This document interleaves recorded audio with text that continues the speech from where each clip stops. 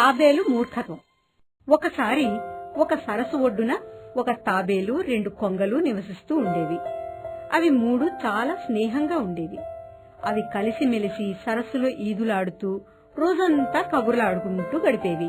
ఒకసారి తీవ్రమైన నీటి ఎద్దడొచ్చింది. దాంతో సరస్సు ఎండిపోయింది. పశువులు, పక్షులు మరో చోటికి వలసపోయాయి. మిత్రమా, పశుపక్షులన్నీ ఈ స్థలం వదిలి వెళ్లిపోయాయి. మనం కూడా మరో చోటికి వెళ్లిపోవాలి. తప్పకుండా వెళ్లాల్సిందే. అయితే వెళ్లి ముందుగా తాబేల్ని ఓసారి కలిసొద్దాం. అయితే ఇప్పుడు వెళ్లి కలుద్దాం పదా.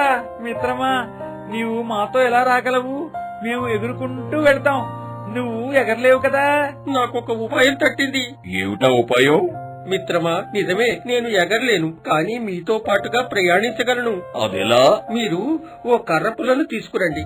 దాని 2 చివర్లు మీ కాళ్లతో పట్టుకోండి. పుల్ల మధ్య భాగాన్ని నా నోటితో పట్టుకుంటాను. మీరు ఎగురుతుంటే మీతో పాటు నేను వస్తాను. ఇలా మనం నీరు పుష్కలంగా ఉన్న చోటుకి చేరుకోవచ్చు. మంచి ఉపాయమేది. ఇప్పుడే కర్ర తీసుకొస్తానుండు. 2 కొంగలు ఎగురుకుంటూ వెళ్లి ఒక కర్ర పుల్లను తమ నోట కరుచుకుని వస్తాయి.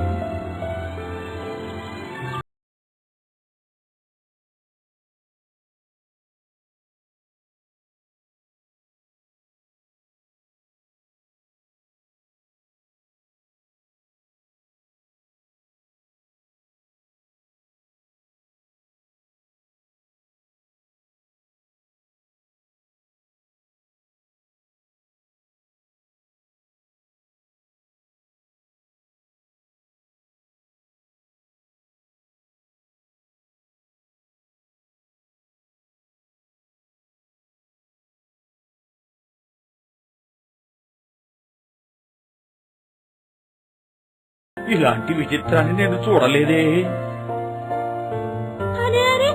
చూడండి, ఒక పెద్ద తాబేల్ని 2 కొంగలు ఎలా మోసుకెళ్తున్నాయో. కొంగలు నన్ను మోసుకెళ్లడం లేదు, నేనే వాటితో ఎగురుతున్నాను. పిల్లలకి నేను నోటితో పట్టుకున్న పుల్ల కనిపించడం లేదా? ఇప్పుడే చెప్తా. ఈ కథ ద్వారా మిత్రుల సలహాను పాటించాలని, ఆపదలు కోరి తెచ్చుకోకూడదు అని తెలుస్తుంది కదూ.